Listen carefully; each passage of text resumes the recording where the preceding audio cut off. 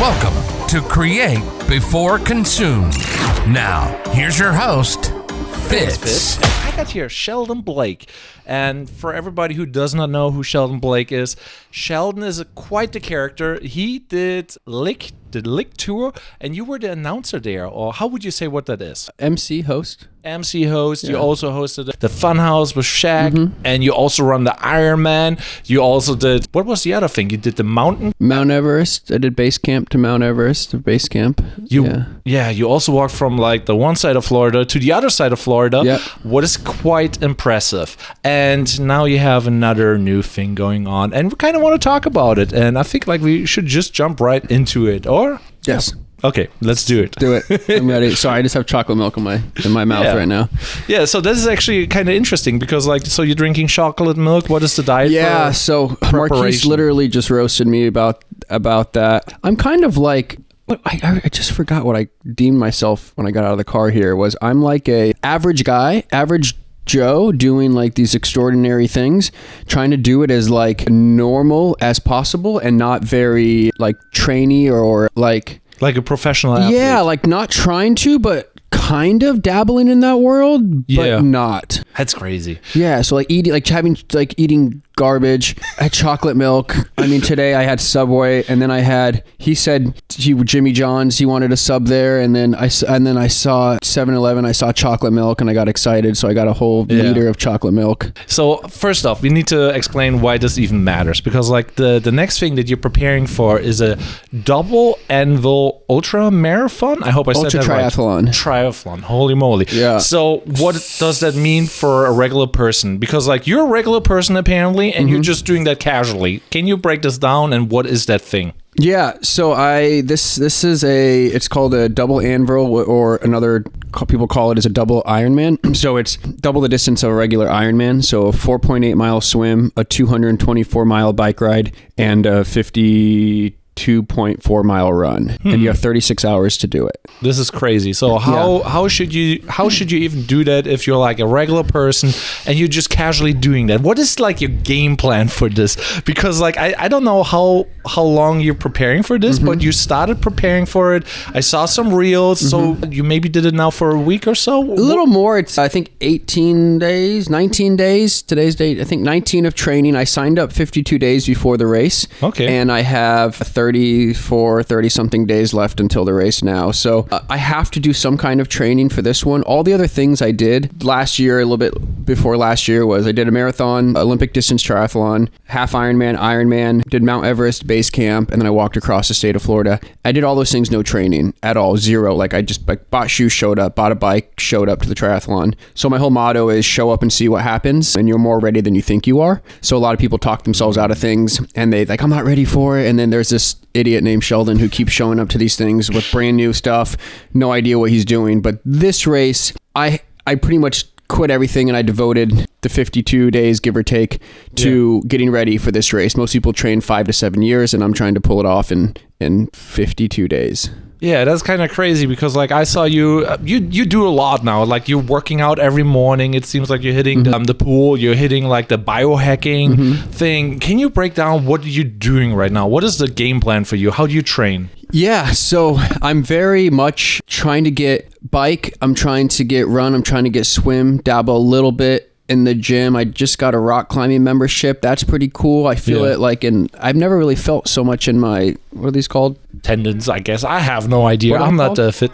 Forearms. Shit, thank you. Forearms. And the forearms. So it's really like it's fun to squeeze things when you have that feeling. Rock climbing, I feel like activates like muscles you didn't even know like you existed. Like I don't even know how to work out my forearms. So now it's like I just go rock climbing. So yeah, that's kind of the main swim bike run. I put the bike trainer on a motor thing in my house now. So now I'm working out more because there was a whole production to take the bike, load it in the car, drive it to the trail. Now it's like if I'm on my phone, if I'm watching TV, I get on the trainer and I train on the trainer. Yeah, I saw the setup, and the setup is like really sick. You got the fancy wall, you got the big TV, you're like on the bike, and you're just like, yeah, you're biking. So, but what are the stats right now? Because like you have 36 hours and you have to do a ton of miles, and I think you have to hit like, what are the stats that you have to hit to make it? Great question. I really good question. I don't want to say I don't know, but I kind of know. If I take my Ironman distance, which was time, it was 15 hours and 51 minutes, let's call it 16 hours. Yeah. If we double that times 2, that would be 32 hours, and you have 36 hours for the race. That gives me, if I'm able to keep the same speed for the entire thing. But as you know, you go further, the more you run, the slower. If you run 1 mile, then you run 2 miles, your second mile in theory will be a little bit harder and a little bit slower than your first mile. So as your body starts to break down, it's going to get harder and harder and harder as the race gets further along. So me training now is, I think I averaged like a 15-minute mile per hour for the Ironman. So I kind of have to stay at that. And I'm hovering right around 15 for my training right now. Tuesday, I'm getting my bike measured, laser checked to make sure that my positioning, the handlebars, the seat, the pedal. Yeah, I'm going all in on this because I'm hoping he says something. This guy Taylor at this place called the Bikery locally, and I'm hoping he says, man, we're going to make this tweak and now you're not going to, because I'm having a lot of foot pain. My toes are going numb and going to sleep after about 20 miles of training. And I think the placement's wrong for my pedals. Damn. Yeah. With that being said, like I'm just like imagining the wall that you have to hit. So I love running, and I was running back in the day, and I was like doing always like 5 miles, and I'm like lying to myself, like, doing a 5K, but running 5 miles, because in Germany, miles and kilometers are basically the opposite. So, but basically when I teach my wife to run, she hit like a wall every time after like 3 miles. What walls do you hit like for this type of scenario? Because you walked across Florida, you did the Ironman, and I maybe know the wall that I hit like at 6 miles. What are the things that you're hitting while doing something like that? Yeah, I first want to say something came to mind a second ago about this, the pedal placement. I'm very much so trying to do it learning by going on the internet and like Googling, like, why are my feet, going to YouTube videos, why are my toes falling asleep when I ride a bike? So I don't really know the answers. I'm just telling you the answers as you ask me things from what like YouTube or Google told me like last night. Like, I just literally, my toes are falling asleep. I YouTubed it yesterday, and I showed up to the bike shop to set up a meeting with the guy yesterday for Tuesday. So, but the walls that I'm hitting currently are the feet falling asleep on the run, the wall of my knee. When I did the walk across the state of Florida, it was January of 2023 last year, and I made it 40.4 miles of walking without stopping, like no bathroom, no food break, just walking in a straight line. I started by swimming in the Atlantic Ocean, and then I started walking straight across the state of Florida through the middle. And after mile 40, 16 hours of walking, my knee gave out. It was over. I couldn't move anymore. It was done. Marquise loaded me up in the car, and we called it. And then I had to recover, get better. And then it took me till March for my knee to heal, and then I did the last 110 miles in March. So the walls that I'm hitting currently are based on my body. It's not so much my mind. My mind has been fine for all of these things. It's my body shutting down, and I kind of have to know that you can't push through the pain. If your knee says it's getting game over soon, or whatever it may be for you, you have to listen, because it's not going to get better. You can't really push through it. It's only going to debilitate you more and more, and then you got to call it. And I can't call this race, so I have to border around, does it hurt, take a break for a moment. So if I would say basically the mindset right now is like, okay, we're training, and when I'm doing the race, I ignore all the pain and just push through it. Is that the mindset? Yeah, no, it's tough because every day I feel good. I wake up, and for the most part, I'm like, this race is going to be good. I got this. I should be able to push through it. And then I start training, and I get on the bike, and I bike 30 miles, 50.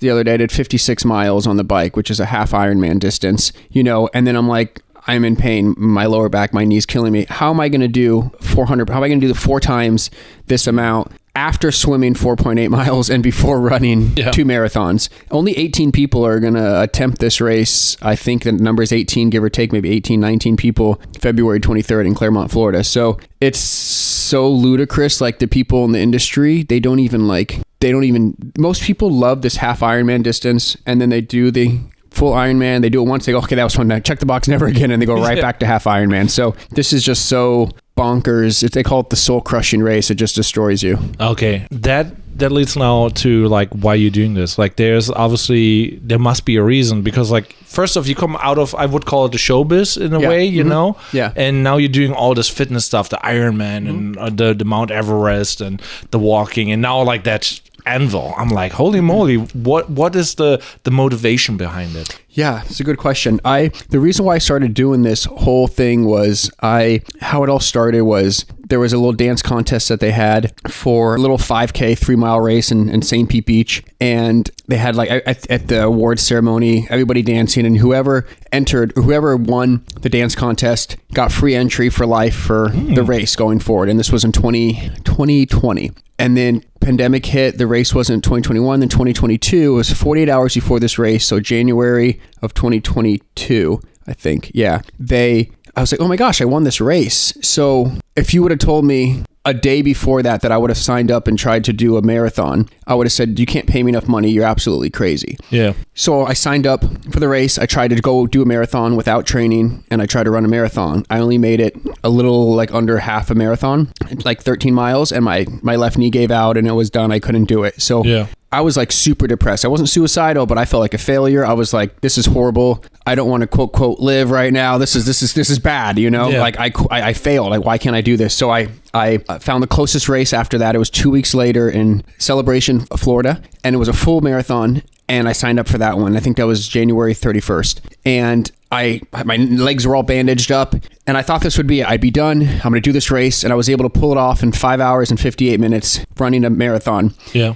And as soon as I crossed the finish line, I'm like in tears, kind of emotional, but it lasted for the blink of an eye. Then I immediately said, what's next? Yeah. And it just sparked into I bought a bike, showed up and did an Olympic distance triathlon without ever riding a bicycle for 10 years, and then not swimming since 2017, last time I swam in a pool. So once I kept doing these things, it kept being what's next, and kept pushing the envelope to kind of get where I was at right now. But if you would have told me, and to answer your question in a moment, what my purpose or reason is, when I did these things and signed up, it's weird how life can take a toll or a twist for you so quickly that your whole life existence changes. So if you would have told me before I signed up for that race, realizing I won that contest and I got a free entry for a $250 entry fee to a marathon, that I'm going to do this, and this, all without training in 10 months, I would have said you're fucking crazy. Can I cuss on this thing? Yeah, okay. Feel free. So I would have said you're fucking crazy. There's no way. And then if you would have said, Sheldon, not only are you going to do these things, you're not going to get paid for it. You're going to spend $55,000 for entry, for the race, for the gear, for the Everest, for the bike, for train, all these things. I would have said, what? I'm going to pay for it? I'm going to pay to do these things? I would have said there's no freaking way. So I learned across the thing now that I ask people why, the reason, the why, is because I had no purpose for living. And I'm not saying people are supposed to just, well, if you don't have a purpose to live, then you should die. I just wasn't living for anything. People look forward to things and it's one of the best questions I ask people. I say, what is your purpose? And they always typically say the same thing. It's to raise my grandkids, to retire, and these are all things that they're given. They're like, the world says, corporate America says you're supposed to work to retire. You make kids, you raise your kids. That's not for you. What's your purpose? And it really puts people they have to get back to me, and they wake up, their purpose. Everybody loves October, Halloween, rolls into Thanksgiving, Christmas, New Year's, and then everybody is depressed and sad. The decorations come down. January comes around, the gym, okay, new me, new this. How many people are still working out? How many people are following their New Year's Eve, new year, new me, things that they're going to do, their goals. So my purpose is to motivate and inspire, I think, other people that, again, show up and see what happens, and you're more ready than you think you are. There's so many things in life that you do that if you don't show up and start, as long as you just show up to the start line, you might not get to the finish line, but at least you showed up, and you might end up being able to do it, but you have to get out of bed and you have to show up to whatever it is. Yeah, and the positive thing is also you start training and actually things are improving. I was reading your Facebook page and I was seeing the preparation that you did for the Ironman, and I was like, damn, and you were saying, I think you were 230, and you lost a ton of weight. And I'm like, I'm 230 right now and I need to hit the gym and I need to do those things. And then I see your story and I'm like, God damn, you're doing the biohacking and all that stuff. So how is the biohacking going, and what would you consider biohacking? Yeah, so I just learned about that recently. Well, to the weight loss thing first, I did all fruit only for like 25 days of only fruit and water, fresh fruit, water only. And I ended up losing 20 pounds in 18 days. Zero working out, zero gym. And this was before I started training. So this was end of 2023. No cheating, nothing. And I just literally existed on Earth with losing 20 pounds in 18 days off fruit and water. I felt electric. Everybody kept saying you're glowing. People that saw me every day, my employees, or people that didn't see me for a long time, they're like, you're just glowing. Your skin is glowing. So that was pretty cool that, you know, you can eat as much fruit as you want. You won't go hungry eating fruit. And you'll still be able to lose weight and, you know, have a good... Now, I don't recommend it for everybody. Some people's bodies, you know, or can't do it for whatever reason. Maybe their doctor says not to. I don't know. I'm not a medical professional. But the biohacking thing with the oxygen and the deprivation, it's new to me. I'm trying it. I'm one of those like skeptic people where everything's a Ponzi scheme and nothing's real and, you know, all these things and does it really do anything? Is this good for you? So... yeah. I'm definitely out of breath when I'm doing it. When they pump the oxygen into you, and you know, with the bike, with the mask, with the red light therapy. Yeah. I'm just kind of realizing that doing as much as I can do, I'm going to say yes to. Yeah. And it doesn't hurt. It doesn't hurt. I don't think any hurt is coming from doing these things. As to scientifically, medically, physically, what they're all doing, I'm not sure yet. All this is so new to me. It's all so new. I mean, it's really exciting. But what stuck out to me when I saw like the post, I read the Facebook comment under it, and it's like, oh yeah, you got to just put in the work and work out. And I'm like, this is probably kind of true. You kind of have to put in the training that you make it. Even like if you don't do anything and just do the biohacking, might not work. So you put in like a lot of work, you know, and because you put in so much work, are you worried about that you're like maybe training too hard and you injure yourself before the race? You know what I mean? Yeah, I don't really know what I'm doing, and I don't know if I'm doing it right. I'm slowly now bringing in people. Like I have a meeting tomorrow with a dietitian because I think I'm getting the sleep down right. I think I'm getting the workout, but my diet's all over the place. And that's like the most important part is like, you know, what you eat is what you are. Yeah. So I need to hone in on that, I think. But it's very as if I'm doing it right. If I'm doing everything correctly,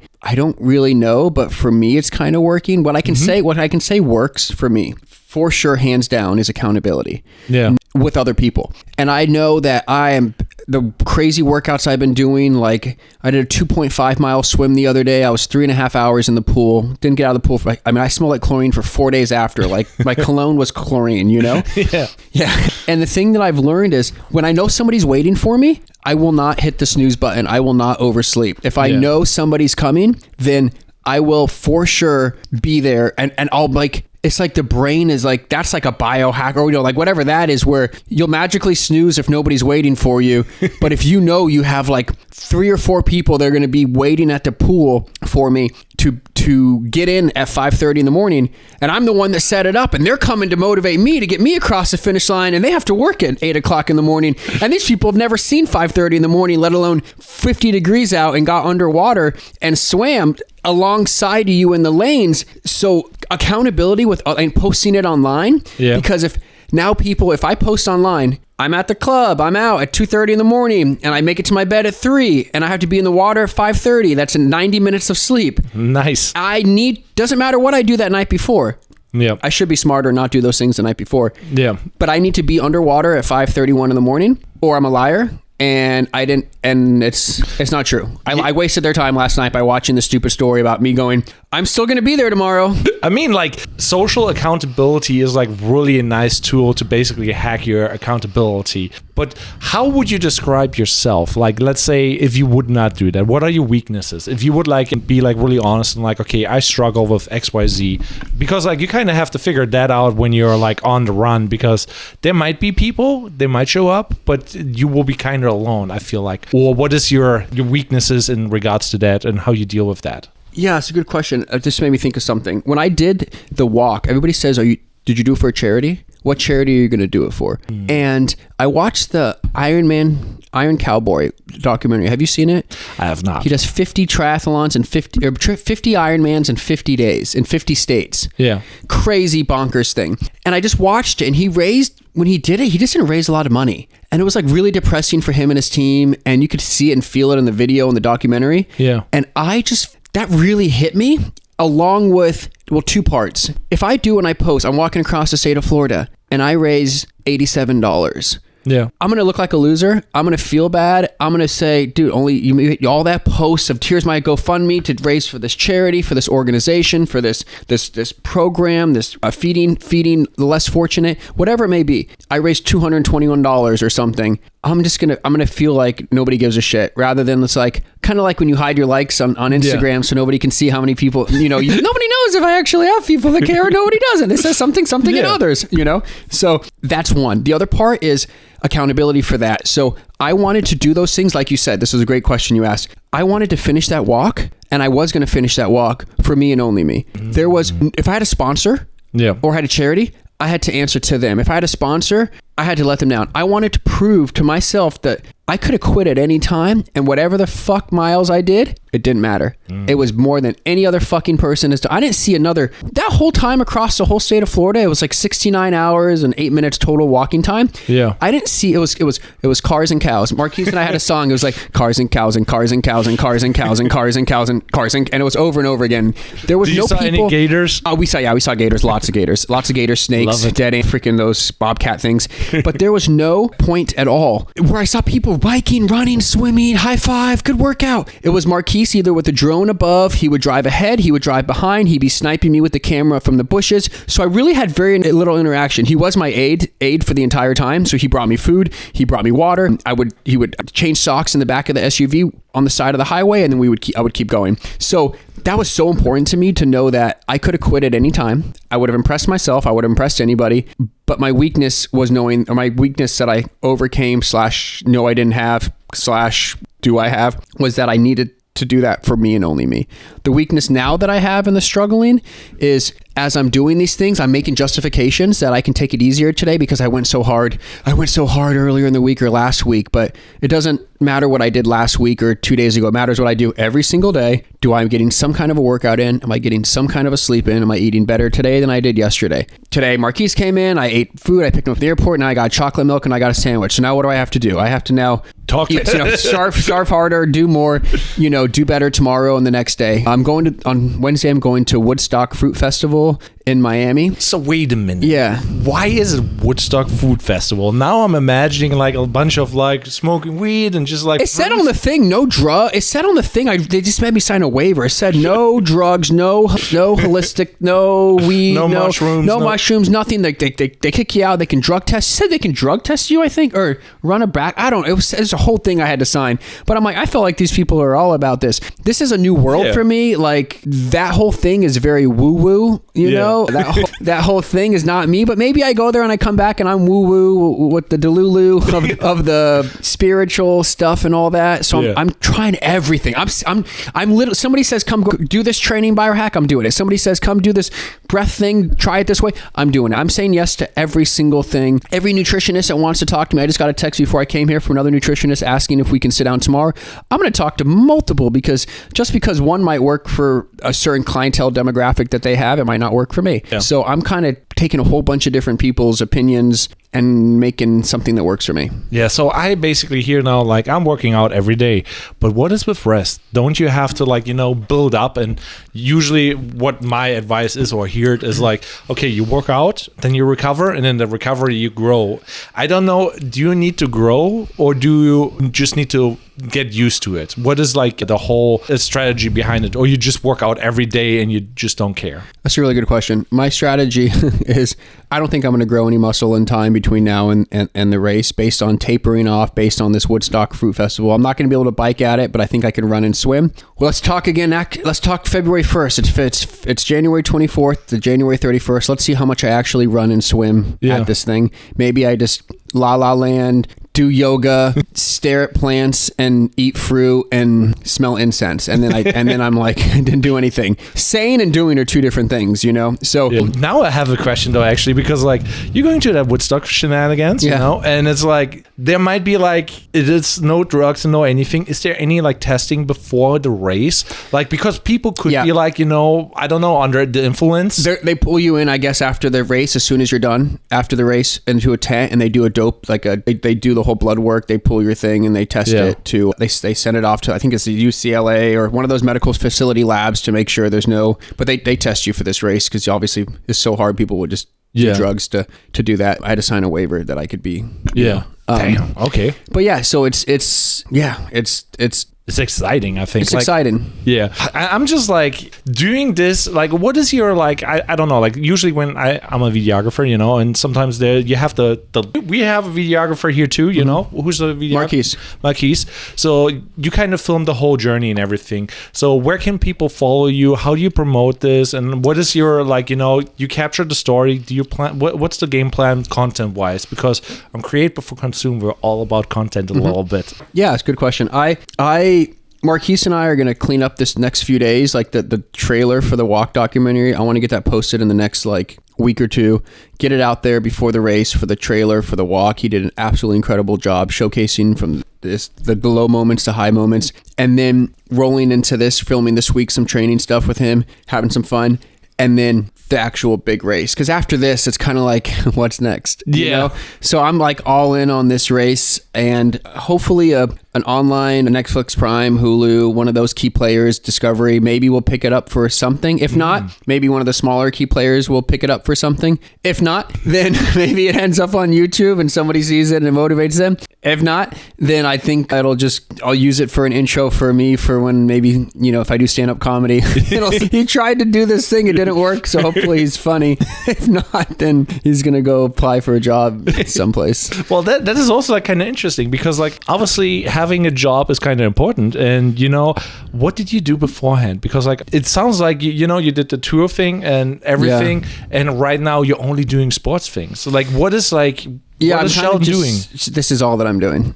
I'm literally all in for this. I'm not. What is it? I'm on a fixed income. Okay. Of 0. We love that. So I have like this is all like now what I'm doing, like savings account, all in on this race. If I die, then it doesn't really matter. So great, wonderful. Yeah. If I'm able to pull it off, I have a boat, and my boat is called the Dark Horse. Yeah. The Dark Horse is the underdog, the person who's not supposed to succeed in life. It's the person who's like the long shot, the person who you wouldn't bet on.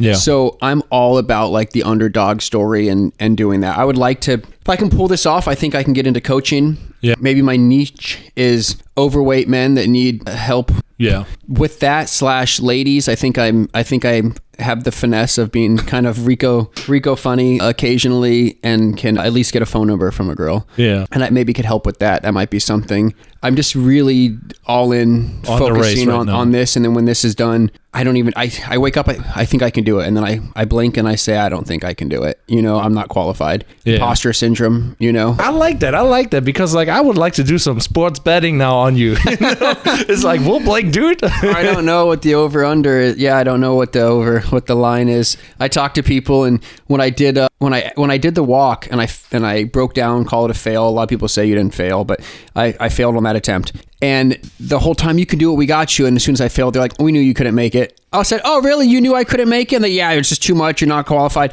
And then I said, okay, wow, you didn't tell me to my face then, like, thanks. And then I did it the second time. Like, we knew you can get it the second time. And I said, yeah, okay, you thought I failed the first time, you little liar. Get out of here. So it's very much so, yeah, I don't know. How is the feedback? Like, because like when you read it on the internet, you seem average, but I feel like you're not average because you did all those cool things and you really believe in yourself. And most people, they don't really believe in themselves. They never build up those, I call them like mini challenges to the big challenges. And you did the big challenges. So you have that build up. So responses from the people. Yeah. So when I did all these things, the Life in Colors tour, flying first class, 10 years around the world, 5-star hotels, hanging out the crazy box suites, hanging out with the politicians of each country, you know, like crazy, crazy lifestyle. Yeah. Nobody really cared, but private messages. My private messages are more now than my comments and publicly, because people write novels to me like, hey, I needed to see this. And the feedback from people like close friends on my team are like, post more, be more vulnerable, and post what sucks. So the other day I posted, I'm struggling. It's tough. I'm sleeping 2 hours a day, staying out late and waking up and getting in a pool. I woke up like I thought I was on TMZ for like accused of crazy stuff. Yeah. Because of how many private messages were people like don't stop. Don't you stop. You keep going. Rock emoji. You got this. Crazy. Facebook, Instagram, text messages from people saying like, WhatsApp messages, people just saying like, you're doing amazing. Don't stop. So the reason why I brought that up is nobody cared about all those things because it was so unattainable. People aren't going to go host Shaq's Funhouse and be on stage with all these people and do these things, where for me now, everybody can be like, I can fucking get up and go walk. I don't know if I can walk across the state, but I can go do this, And it's interesting because like all the messages that I'm getting are like, a lot of them are from like really hot women. Like that are messaging me. Okay. And they're like, I think they're inappropriate messages for them having men and stuff like that. But what do I know? But these women have like boyfriends and they're beautiful women and they got good looking men and they're like, that's hot. And I'll just be like, what's hot? I want to know exactly what is hot. Feedback, right? Content. We're talking about, create before consume. What works, what doesn't work. The fact that you're out there, you're working out, you're getting it, you're up there before everybody else is. And then they break it down. If I ask them, they break it down. So now I'm kind of able to tailor a little more and I'm seeing more responses from the messages and people engaging with the content. So I'm trying to see what works and what doesn't work because I'm in a different...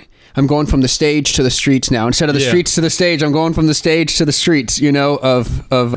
So. I'm also like, there's a couple of things that first off, I'm not really big into the electronic music. You see the guitars back there, so I'm like more on the rock, but a little bit electronic is whatever, But what happened to the Lick Tour and everything, and what was that? Because like that sounded very interesting, and it seems like you stopped posting like on your YouTube channels, like I think 9 years ago, and I'm like, what is happening? What happened in your life? So we did the show. So my story is I started as a street performer. I wanted to get out of corporate America. I stopped. Yeah. So I risked it all, became a street performer, making $2 a day doing balloon animals and card tricks at Clearwater Beach. Yeah. Nothing. I made $10 one day and I was like, I won the lottery. I went there, got ice cream. I told my dad, you can't tell me nothing, man. I made $10 today. Like, kick rocks, bro. I remember a fun story. I remember when I got no income, no money. I put on my credit card, had really good credit limits. So I can put like good things on my credit card. So I put a $1,200 sound system as a street performer so I can call people in from further to hear me. It arrived at the door. My dad looked it up and saw how much it was. And he started screaming at me. And he was yelling and he's like, you spent $1,200 on a sound system? All you had to do was talk louder for free. And I'm like, oh my gosh, such a dad thing to say, Well, he's not wrong. He's not wrong, but people don't want to be yelled at. People don't want to be like, hey, come over here. I'm doing a show. I'm gonna You're right now in my ears. Yeah. So my thing is I would wrap myself up in like saran wrap and escape from that. And there was like these different things do with my street show. But it evolved and escalated and I started getting better at it. Then I started doing good. I started doing like, this was 2009, and I ended up doing like $135 a day was my average, and I would work like 7 days a week, and I'd work 2 20-minute shows. So in theory, I would work 40 minutes a day and make $135, and the commute was 30 minutes each way, so about an hour, and call it 2 hours a day of work, and I would make $135. Not bad. Then it grew and it evolved from there, and then I started doing more stuff, and then in February 2010, there's a show called Life in Colors, Electronic Dance Music Festival. It's kind of like Cirque du Soleil and Blue Man Group had a baby, but we shot paint into the crowd. So it evolved from there, from small nightclubs around Gainesville, Tampa, Naples, Miami, to then across. And then I ended up like my life, I've been to 56 countries and 48 states. Yeah. So I've been quite a few places. And the pandemic hit, also the shift from electronic dance music, the world kind of shifted more toward rap music, and we're very electronic dance. And COVID really was kind of like the nail, because you shoot paint, it hits the person in the mouth, the face, and then it blasts backwards, and the paint spread / it just wasn't. Maybe we can bring it back and it can make a comeback. I saw that on the comments, like people really digged it, and I still see the comments from the account, like from the people messaging that are like, bring it back, but it's nice because it wasn't a one-hit wonder. That's big for me. It was a decade of my life, so 10 years. Yeah. And it wasn't. I didn't like screw up. I didn't get drunk and fall off stage. I didn't get hurt. I didn't break something. We didn't get accused of some stupid lies. So it just slowed down very quickly. And it's on a hold. And then it's kind of just calling on a hold. I'd like to say that. And then I kind of just, I'm just now going from the stage. I mean, we hit 1 million plus people. So 1 million people came to our show, which is huge to be on stage in front of 1 million people over a decade, to now just this thing. But it's so strange how this relates more now to people, and there's more comments and personal messages from this because for some reason people can see themselves in me and or see their husband in me or something like that, you know. The husband. Yeah. So you traveled a lot, and because you said like we went to 54 countries. 56. Don't you take those two from me. Yeah, we'll not take them. But now I'm like kind of curious, like, so you born and raised in Florida? No, I was born in Los Angeles, so I was born and raised in LA. Yeah, so why St. Pete? Why, you know? My dad had a bunch of property here when I was in 8th grade. Yeah. And my dad said if you make it an easy move, it was hard to run the property from California and run it here. So he said, if you make it an easy move, I'll get you a dog. And we'll be here for I'm an only child. So that's why I said, let me preface that. If we make it an easy move, we'll only be here for a year. I'll get you a dog and we'll move back. What a deal. So 1 year later, he got rid of the dog on me. And then 20 years later, I'm still talking to you, you know, in Florida. So I got tricked. I got flowed. So I got pump faked. So, and then, so that's kind of how I just ended up in Florida. But what's interesting is for the shows, Tampa's not a hub airport. So you can't go Tampa to a small city. You can go Tampa to DTW, Detroit. You can go Tampa to Chicago, Houston, Denver, LA, New York, these main key players. But it would have been better for me not to live in Tampa. But first, I could have lived anywhere I wanted. Yeah, that's what I love mean. St. Pete and the airport, the beach, safety, security. And I could have lived anywhere on earth, and I decided to stay here and live here. Yeah, so St. Pete and Tampa area is pretty cool, apparently. So, but what was like the countries where you're like, okay, I really love that country. Which country would you put on the spot saying like this was the best? Yeah, so 2 parts. I love the Balis. Bali, Israel was great. Turkey was wonderful, but I would definitely push it more toward Bali and Thailand, those vibes, just because, I mean, call me cheap, but I just love $7 an hour massages. Not the happy ending ones. Don't get excited over there, Fritz. The normal massages. No lady boys. No lady boys, no. My dad almost ended up with one of those. You got to ask him that story when you see him. That was a wild one. Throw him under the bus. Yeah. No, he'll tell anybody because he didn't do anything. But his story, he didn't do anything, but we got to polygraph him. But I really enjoyed those countries. But the second part of that is I refuse to go to any country I've ever been to before unless it is for work. That's the only thing. Other than that, I don't want to go to any country I've been to before. If I'm going to, like, if we say I've never been to the Philippines or Vietnam or Cambodia, I want to go to those places. So if we go there for the destination, on the way back, we like leapfrog into Bali or those places, I would do it for a day. I love it. Yeah, but with that being said, it's not a country; it's a place in Malaysia. Yeah. So I have so many questions. So right now in my head, Indonesia. Yeah. Sorry, I'm talking so many countries. I'm confused. What's a city and a country and a state? But So as a regular person, so what would be the first challenge that you would take on to just build up some confidence and to get in that spiral where you're doing a triple triathlon? You know, what is the first step to get started? You know, what would be the challenge so that you don't overload and you're just like, you know, you pick up the momentum? And I think it's doing it with somebody.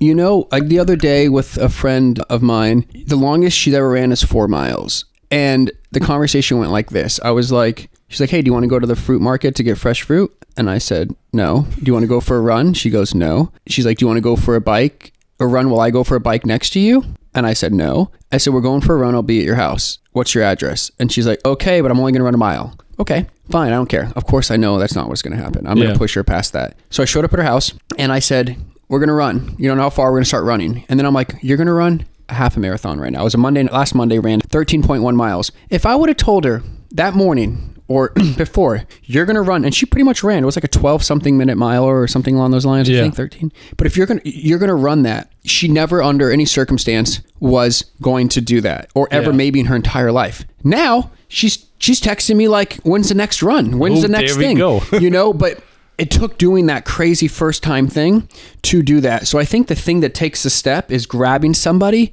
and like getting them to do it, you know, like getting them on board to just back to the accountability, like showing up and doing like I know my friend Danny, she said she rock climbs on Tuesdays and Fridays in the morning. So now it's like, okay, I now know I don't really have anything going Friday. Friday's not a swim day. Friday's not a bike. But if I want to get into that, and even if I'm not, she's like way advanced and does like, been doing it for a decade. But at least I'm there next to her at maybe the bouldering wall, and I can see her over there, and I'm not alone. And the accountability that I'm going to be there, and she knows I'm going to be there. Maybe she doesn't give. She's going to show up regardless of if she's at that level, like where she doesn't need me to be there. But I'm still at that level, that baby level, where I need like, hey, are you going to be there? Okay, let's do it together. I need you to be there because I always say later, I'll do it later. Just kind of like I'll get out of bed. I can get up later. I can push everything back. Nobody's really early in life. Everybody's always late. Everybody's like, they push it back. They cancel meeting. They push it back. Sorry, I'm late on the Zoom call. Nobody's ever really waiting in the Zoom room. Everybody's kind of just like popping in late, you know? I'm very German, so this is me waiting in the Zoom room. You're early? I'm early. Oh, shoot. Yeah, you're ready for us today. But yeah, I just definitely think that would be it. And just, you're more ready than you think you are. That's my motto is show up and see what happens, and you're more ready than you think you are. So I think that's like, if you can tell yourself that, you know, like real quick, just an analogy I use for this is 2,100 people signed up for the Ironman in Maryland that I did. Okay. Big number. Only 1,500 showed up. Yeah. They charge $1,000. Okay. So call it 2.1 million they made for the race, or not made, but they grossed 2.1. One now. I know. Yeah. But $600,000 worth of money didn't show up. So why did they overslept? They were, I'm too sick. I missed my flight. I missed the alarm. The Uber didn't pick me up in time for the start. My bike is making funny sounds. But really all you have to do, and from what I've learned from all these things, is it's like this little hack that I came up with right before I do something that's going to suck. Like if I know, like Tuesday, I'm going to go, Marquise and I were going to go to the pool at 5:30 in the morning. And now I'm saying this, so now I have to do it. Then I'm going to attempt to swim 3 miles, the furthest I ever swam. So I'll probably be in the water for 5:30, 6:30, 7:30, 8:30, like 3.5 hours, 4 hours, give or take. Oh. And I'm not going to come out of the water for that. But before I enter the water, I know it's going to suck. It's going to be cold and miserable and dark and whatever. Yeah. I just say have fun.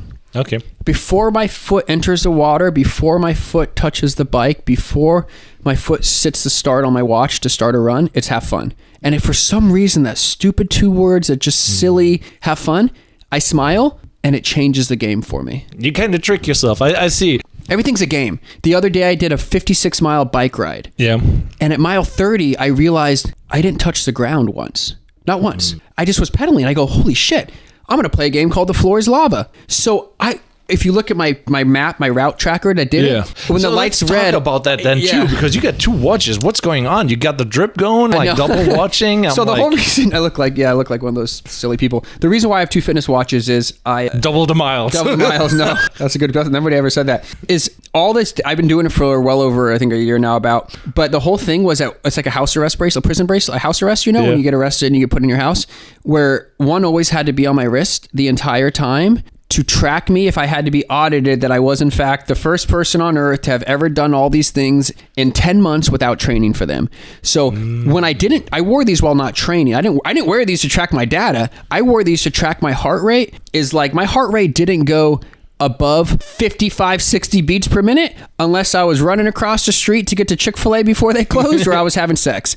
Those are the only 2 things what made my heart beat fast. So it was really funny that I wore these not to track my fitness, but to track my lack of fitness. So I was accountability that I was not in fact training in any way, shape, or form. Now I'm wearing them to, some are better for sleep things. I get a sleep report from this Garmin that's pretty cool that tells me to chill out. Yeah.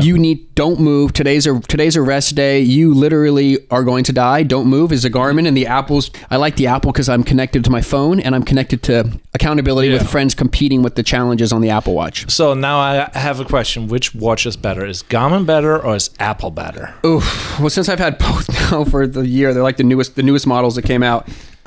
It's for different things. I feel like when I feel like one gives me more, like maybe swim, Garmin gives me more in an edge, but to be certain, I don't know who's more accurate because if I'm swimming 100 laps in the pool, I'm not counting 100 laps. I'm trusting Mr. Garmin and Mr. Apple to count for me. So who's right? Nobody's counting me 100. So if one person was counting me 100, then I can say you're wrong. Yeah. So who knows who's accurate, who's correct, but they're pretty close. So they're close to each other? Pretty close, give or take a negligible distance. Heart rate is pretty much spot on for both, which is interesting, heart rate, but the miles and steps might be a little bit off. I love that. That's very interesting. So what is your resting heart rate roughly?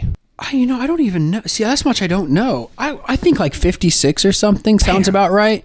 My sleeping may be around 40. My workout fitness one, I went real hard and it was like 120 beats per minute, and that was for a 20-mile bike yesterday, and I did it in 58 minutes. Okay. But that was like really pedaling, like dripped in sweat, back in sweat, butt cheeks in sweat, like everything was sweat. My toes were sweating, everything was sweat. Okay.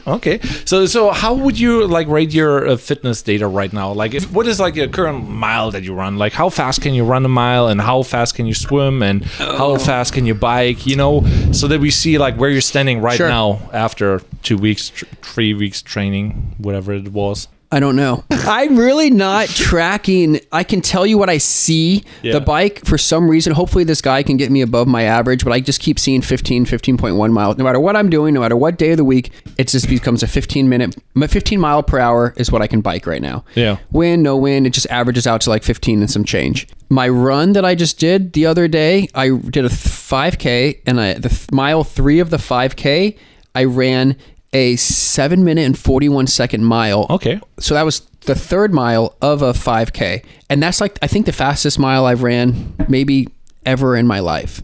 Okay. Which is insane. So I want to say it's working. Yeah. This physical stuff is working. Swimming, I don't know my time for that, but it's the coaches that I have are like, I take direction well. I'm like a pleaser. I'm like very much so into pleasing. Yeah. So take direction well, do better, and like that stuff is like very big for me swimming, they said 70% technique, 30% strength. Yeah. And I was like, yeah, okay. That's like, yeah, whatever. Everything's strength, everything's muscle, everything's how strong you can.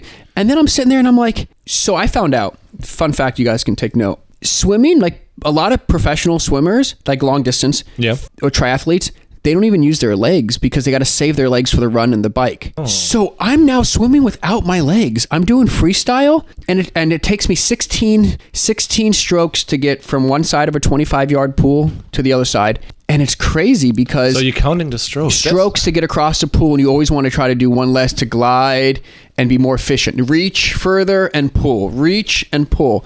So now, when I did the Ironman... Yeah.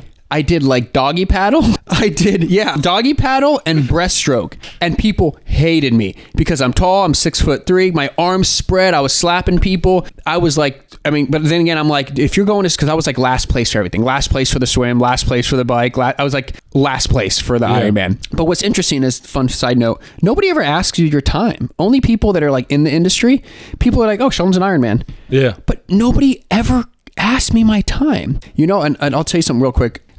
Father's Day last year, I signed up for a race, an international distance triathlon. Yeah. And I went to a Tampa Bay Lightning game the night before, and I got drunk, and I was hungover. And it was Father's Day Sunday, game was Saturday. I showed up Sunday. It was hot, June, horrible, hot as can be. And for 3 weeks, I saw there's a division called Clydesdale, and it's for like fat men, 220 pounds and up. Women is like... Jesus, I'm in there. You're in there. So women are called Athenas, and that's like 165 pounds and up. They don't call them fat. They call them Athenas, and they call them Clydesdales. So for 3 weeks, I spent trying to get as much as I could. So I got to 220.1 pounds, and I entered this race, right? Yep.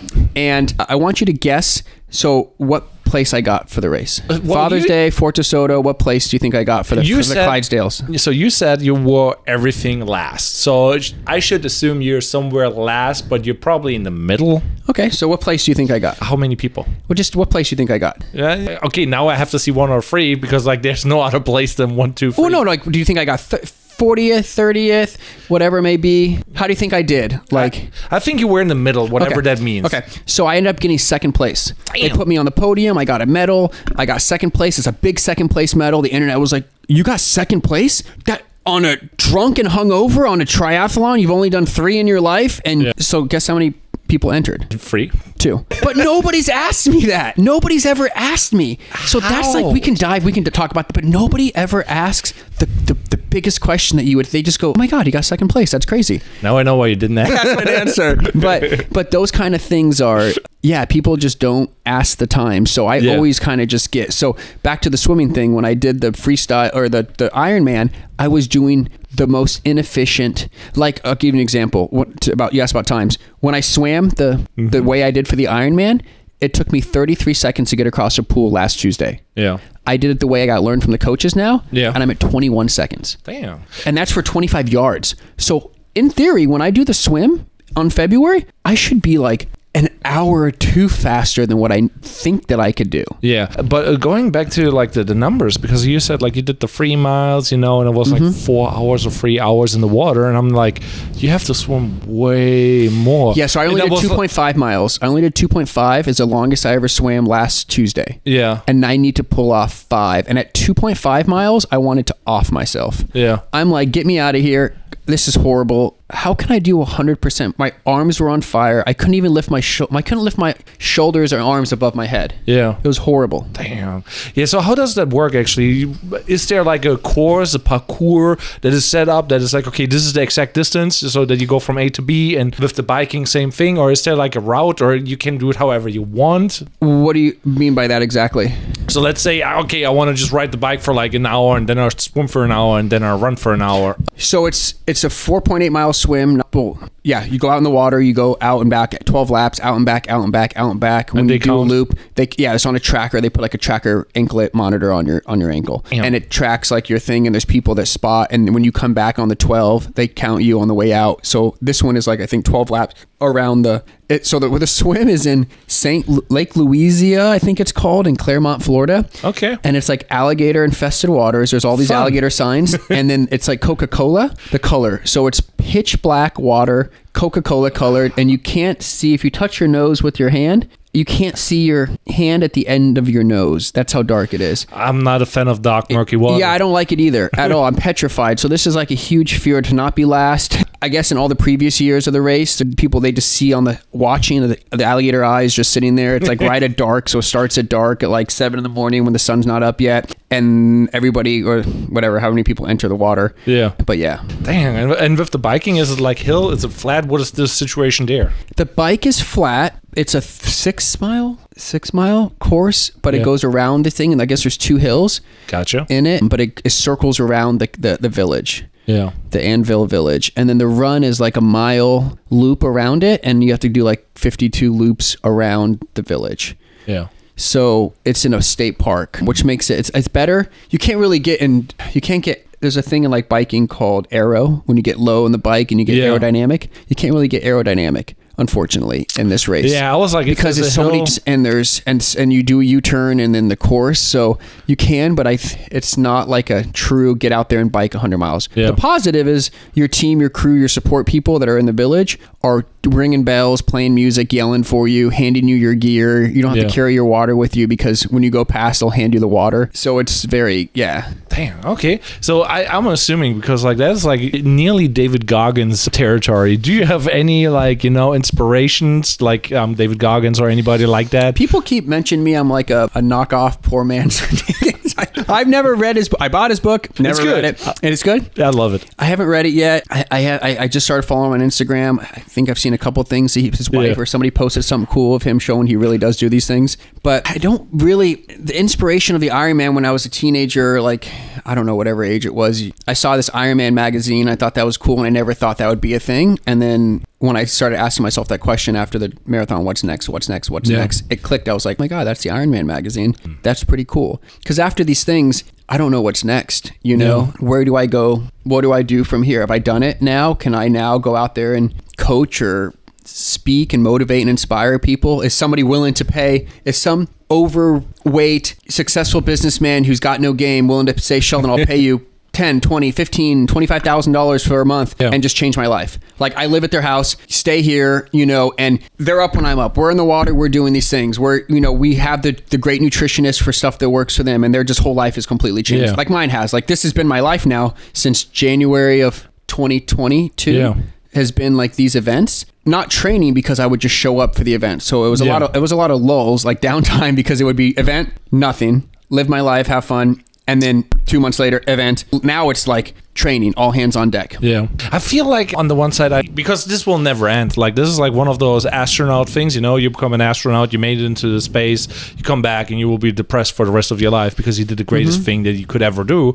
So it feels like one of those things. And I'm like feeling like you maybe should like look towards after like the competition, maybe in a different region, like maybe build like a great business thing or build something that does not have an end, you know, like scaling a company, for example, or something crazy like that, you know? I think, I want to say I think, but I don't know. Yeah. I just feel you flow after this. Yeah. But after this race is done, I don't want to say doors are going to open. Yeah. I feel like it will. What? If you like, if I were you, I would do like the whole like journey, like do the TikTok thing, what you're supposed to open up, the YouTube thing, restart everything, because that is like, you can grind on social media forever, you know, because it never has an end. So this is what I've learned for me. All the stuff I talked about before, the first class flights, the show, the stage, the million people, all that, people didn't really talk about that when I wasn't in the room. People didn't really know who I was or what I did or what I was about.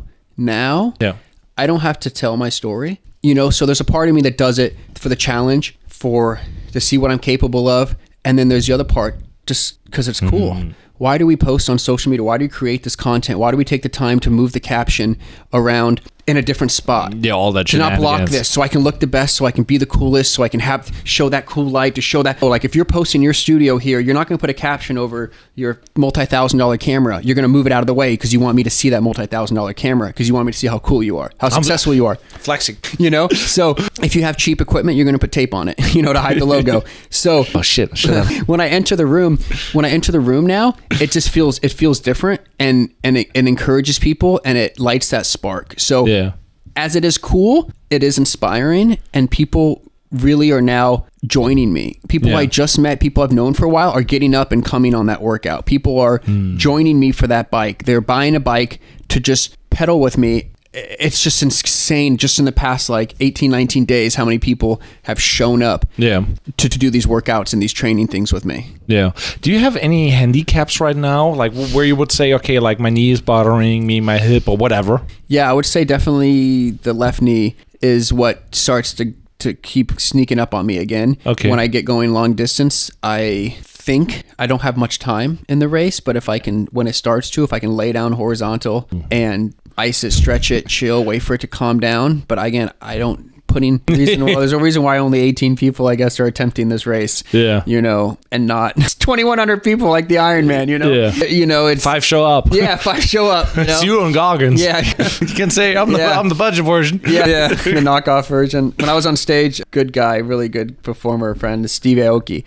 And he's one of the hardest working, if not in the game. Amazing team he has. People would call me, because I used to have long hair and just a mustache. Yeah, I saw. Yep. And people would call me a poor man Steve Aoki. So if a nightclub can't book him, then some small little nightclub in the middle of a small third world country, let's say, would hey Sheldon, you want to come out here and do a show? And I'm like, you know, so but just throw some cake around. Yeah. That's pretty cool. Like I'm very excited for you and I'm rooting for you. First off, I hope you will not be eaten by an alligator, because that would be my biggest fear. Yeah. You know, I got 2 miles in and like gone. Yep. I want to stay in the middle of the pack. Kind of like if you're running from the police, right? And you're in the motorcycle or car club. You never want to be the first car, never want to be the last car. You want to kind of be in the middle of the pack. So when the cops start coming, you kind of just stay in the middle, you know? So I want to be in the middle of the pack. Yeah. Again, if you had me bet everything, bet my 2 watches, everything, my whatever I've made in my accomplishments, is bet it all. I can't bet if I'm going to do it or not, but all I know is I'm going to show up, see what happens,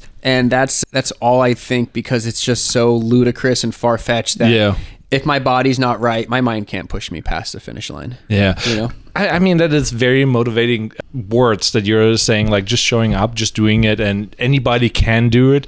Maybe not the triple triathlon, you know, double, not a triple, but double. But I'm just like, I believe you have a chance, and I'm like, I'm waiting for the stories. Where can people actually find you and follow the journey? Because like, I think that is like the thing that has the most impact right now. Because like when you run, it's like, okay, nothing really happens, but the whole momentum that you build up right now, you can feel it, you know? Yeah, thank you. And where can people find that? Sure. We can start with the one that I don't know. TikTok, I think my name is Sheldon_Blake. Let me know if it is or isn't. I don't even know. But put it down below. Yeah, I don't know. Snapchat, I think Sheldon Blake. Facebook is facebook.com/Sheldon Blake. And Instagram is Sheldon Blake, SheldonBlake. But those are kind of, I think YouTube is the Sheldon Blake Show. I haven't posted on it in a while. But I know I'm sleeping on the I'm creating the content before creating it. So instead of creating it before consume. But that is also like a thing. Like, you know, you creating like your life story. And I feel like if you have good stories to tell, you become an interesting person. And that basically is you right now, because like you did a lot of cool shit and you got a lot of cool stories because you did a lot of cool shit. You know, and I feel like that is very important. And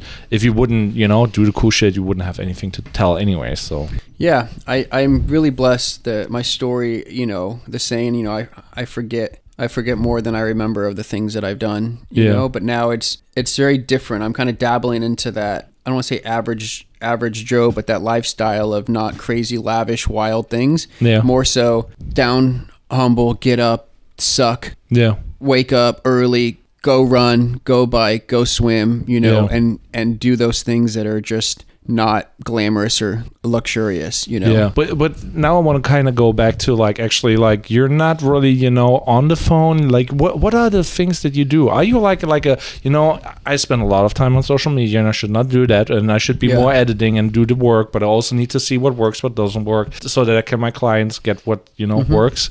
What is your day-to-day when you're not training or not doing those things? Like, are you an active person? That's a good question. Yeah. What I've learned is I'm not working now. Call me semi-retired Sheldon. Yeah. But it's blowing my mind the amount of people that are young, like ages 25 to 40-ish, you know, young, that can do whatever they want during the day. I don't know when they get their work done, but like there's a pickleball crew now, and they play pickleball like 12 to 1, 4 to 6, and 8 to 9. And tomorrow's Monday, and my phone's blowing up from all these people like, are we going to go for a beach swim tomorrow? What time? Where are we all meeting? Like all these people, like real estate agents, health people, training people, medical field. Like, I'm like, when do you work? That's a whole other story. I just want to follow people for a day. Maybe that's my thing. I have a TV show where I follow people for a day and see what they do all day and help them be more efficient. Like when they're saying, I'm so busy. I have no time. I'm so slammed. Bro, if you had any idea what I went through, and I just want, but they can't know. I want to be like a fly on the wall and watch them just like lay in bed for like 3 hours, masturbate 4 times, finally get out of bed. I mean, the struggle is real. I just want to see these things, what people do all day, and when they actually get their job, like what they're actually doing, you know? Yeah. And that's like important, I think, for me to kind of just see that, to appreciate when or how other people create. Some people work super late, some people wake up super early, but some people are doing all of it. They're doing their work. Yeah, you know. But what does Sheldon do? Is Sheldon on Netflix? Is Sheldon doing like, you know? I was starting Game of Thrones, so I beasted through season 1 to season 4 of Game of Thrones. So you watch TV and but like that Netflix? was no. I did all that up until the race thing, up until January 2nd when I signed up for the race and started training. Since then, I've watched like little TV, scroll social media a bit, but all my time is just now with people talking and hanging out. Like my friend Danny roasted me the other day because we were hanging out. We don't get to hang out often. She's like insanely busy building her brands. And I was on my phone, thinking around on my phone while we're hanging out, and I got in trouble by her, and I loved it. And she made me set a timer. I couldn't touch my phone for 20 minutes, and I needed that, and I like that. And I'm going to start doing that on my own. Like, Sheldon, you can't touch your phone or I'm going to get in trouble, you know? But that's the kind of thing that you need. Accountability, somebody helping you and calling you out. You know, we've been friends for 25 years, you know, calling me out since we were kids. But that's the accountability that you need, that open person to say like, hey, that really bothers me, or hey, it might not bother me, but I guarantee you it's going to bother a lot of people, and they won't make time for you in the future if you spend, because we're always on our phone. We're scrolling, we're talking, we're hanging out, we're looking, it's a bad habit, but it's also like nowadays it's kind of needed, you know. You need to create content and so that you make money with the content, so you get sponsors and all that stuff, you know, and you got a following, you know, and you could reach out to people and be like, hey, would you like to sponsor me, make some money, you know. Some people really need the money, you know, and they're just like trying to grind it out, and they're just like, I need to be on the phone, and then they cannot stay away from the phone. They get like sidetracked with all that stuff, and it is a nightmare in a way, because like I spend like at least 5 hours a day on my phone, and those numbers are not good numbers, you know. So I'm like, so you don't do that, or you didn't do that, or I did, and now I'm not, because I'm doing these things with people, and when we're done doing the workout or the training, we're hanging out and sitting around the table, talking, conversing, looking over stuff, whether it be a videographer looking over content. Yeah. So I'm doing things very much so more IRL in real life. Yeah. Real life person, basically. Yeah, but I will fault and grab the phone out when I'm with people and do those things. But it's so busy, so go when you swim for this many hours and then you have a meet up with people. So it's definitely, my life has completely changed since January 2nd. I know it's not a crazy amount of time, but it's... Yeah, you're probably tired days. all the time because like you're working out. I can sleep standing up holding a light pole now. Like you can just tape my arms together around a light pole and I can go to sleep, which is just crazy.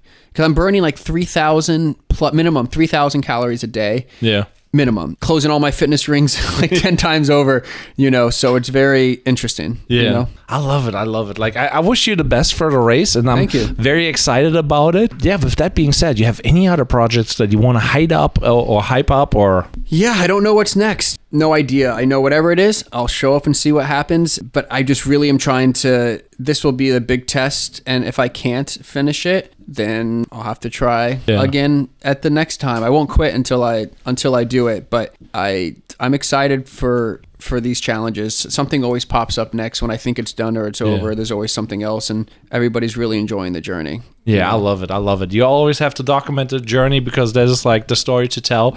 And with that being said, I think it's like already in a whole hour and we have your guests there, and I feel bad for them because they're just sitting there. They're so kind.